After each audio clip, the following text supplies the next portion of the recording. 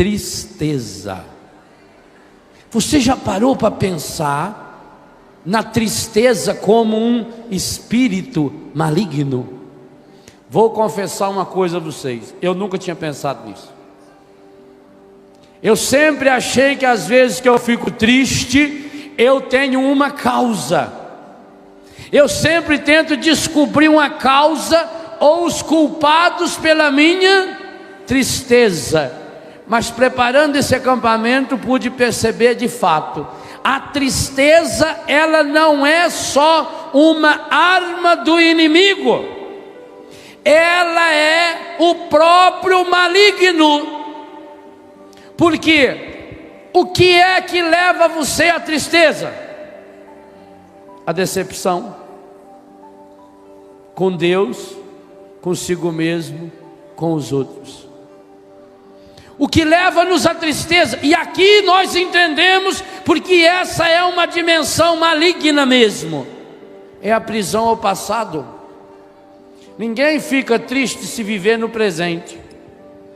Quando eu me lanço no passado, eu começo a remoer o meu passado. E vou dizer uma coisa a vocês: em todas as comunidades que trabalham com dependentes químicos, sabe que há um ensino que diz que a gente não deve ficar conversando sobre drogas, que a gente não deve ficar falando sobre o tempo que a gente viveu no pecado, porque isso faz com que a pessoa volte a querer experimentar ou vivenciar a mesma realidade. O demônio, o espírito maligno da tristeza, ele leva você a se prender ao passado. Por isso leva a pessoa ao desânimo. Gente, pensa bem, se esse não é um dos demônios que mais estão atuando ou está atuando no mundo moderno. Esse é o grande demônio que está na causa de dois grandes males do ser humano moderno. Todos dois começando com a letra D: depressão e dependência química.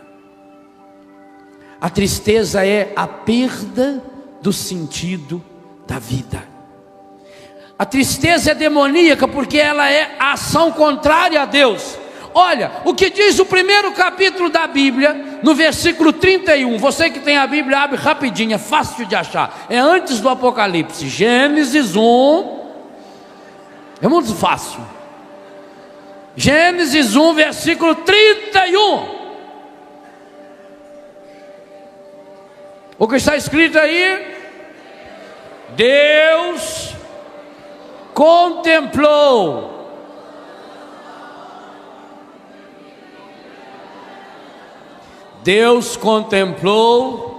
toda a sua obra e viu que tudo era muito bom.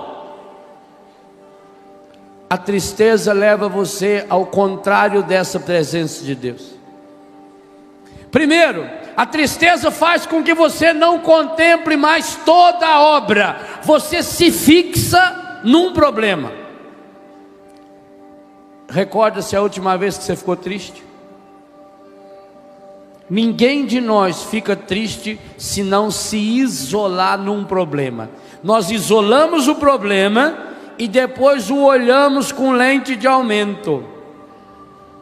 Nós nos fixamos, nós colocamos uma viseira, igualzinho se faz para fazer o cavalo puxar a carroça. E você fica concentrado naquilo ali. E aí você começa a remoer. E como é que vai alimentar isso? Meu livro Cura do Ressentimento trabalha essa temática. Você começa a remoer. Ah, eu sou infeliz, eu sou triste, nada dá certo em minha vida. E aí tem uma palavra bíblica que chama muito a minha atenção. Um abismo. Quem se lembra desse versículo? Um abismo, pode falar alto aí, atrai outro abismo ao fragor das suas cataratas. O que significa isso? quando eu me fecho na tristeza, eu começo a atrair tristeza para mim. Por isso que a gente diz que a desgraça nunca vem sozinha. Ah, meu Deus, por que será que quando uma coisa dá errada, tudo dá errado? Porque no momento em que eu me fecho na tristeza, eu abri uma porta para um demônio específico, o espírito maligno da tristeza. Por isso que o Eclesiástico vai dizer: a tristeza já matou a muitos, e dela não se tira proveito algum. O Eclesiástico já ensinava: manda a tristeza embora do seu coração. Por que será que esse sentimento aparentemente humano, na verdade é uma arma diabólica que me impede de enxergar a Deus? Porque a tristeza é a concentração da minha atenção, das minhas intenções nas coisas ruins. Você já observou que é essa a grande tática do demônio no mundo? Gente, os grandes canais de televisão fazem o quê? Mostram o que não presta. Vocês imaginam o seguinte: os canais de televisão abertos no Brasil, Globo, SBT, Bandeirante, esses grandes canais de televisão, eles estão ligados às grandes redes internacionais de notícia. Então eles têm por dia aproximadamente 1.500 máquinas dessa aqui, 24 horas filmando no mundo inteiro. Faça a conta: 1.500 câmeras vezes 24 horas. Quanto dá? 36.000 horas por dia. Aí eles precisam selecionar o material para fazer o Jornal Nacional, que tem a duração média de 36 minutos. É 0,0001%. Eu tenho 36.000 horas para selecionar 36 minutos. E seleciono o quê? Por quê? Por que só se seleciona desgraça? Porque está a serviço do encardido. Por isso que eu tenho um pouco de cuidado com esses encontros aonde as pessoas querem dar testemunho o tempo todo. Sabe por quê? Porque é uma teologia ratiniana. Viu falar nessa teologia ratiniana? Às vezes o testemunho parece o programa do Ratinho. Padre, eu era homossexual. Oh, aleluia, Jesus. Parece que só dá valor em quem não valia nada. Tem gente que tem vergonha, diz: eu tenho tanta vergonha porque no meu passado eu não tenho nada feio para falar. Como é que eu vou falar que Jesus é o Senhor da minha vida? Porque começa a criar essa mentalidade, gente. Porque nós passamos a valorizar o que não presta. O espírito maligno da tristeza é uma arma que entra no seu coração e passa pelos seus olhos, que faz com que você se torne um especialista em coisas que não prestam. Em todo lugar que você vai, você só vê defeito. Todas as pessoas que você conhece, você só vê defeito. Você só vê o que não presta. E outra, quando a pessoa está impregnada por esse demônio, além dela ver, ela só comenta o que não presta, fala para todo mundo o que não presta, espalha panfletos mostrando o que não presta, porque ela tem que justificar que ela já está completamente dominada por esse espírito maligno da tristeza. E qual é o único jeito de vencê-lo? Nosso Senhor nos ensinou ontem já, na abertura desse encontro: minha alma engrandece o Senhor, meu espírito exulta, pula de alegria. em Deus meu Salvador. O que nós éramos convidados na primeira leitura da missa de ontem, que abria esse acampamento: soltai gritos de alegria, filha de Sião. Gente, por que será que quando Paulo e Silas foram presos à meia-noite, jogaram eles lá no fundo do poço, amarrados, bateram neles, deixaram eles pelados, judiaram até não poder mais, e o que eles estavam fazendo na prisão? Pulando e louvando a Deus. E foi por isso que venceram o demônio. Por isso que o demônio não gosta da renovação carismática católica. Ele não gosta. Por quê?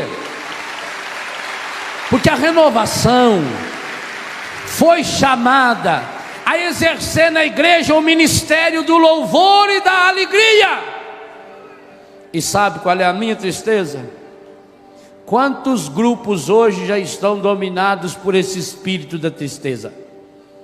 Quantas famílias dominadas por esse espírito da tristeza? Quantos sacerdotes, quantas vezes eu estou dominado pelo espírito da tristeza? O espírito da tristeza tira as nossas armas de defesa. Hoje a ciência diz que quando a pessoa vai introjectando a tristeza no seu coração, ela perde a sua capacidade imunológica. Facilmente essa pessoa fica doente. Essa pessoa vai começar a ver os problemas com lente de aumento. Essa pessoa passa a olhar para si mesma, e aí ela começa a perguntar: onde está Deus? Se Deus existisse, como é que teria tanta desgraça no mundo?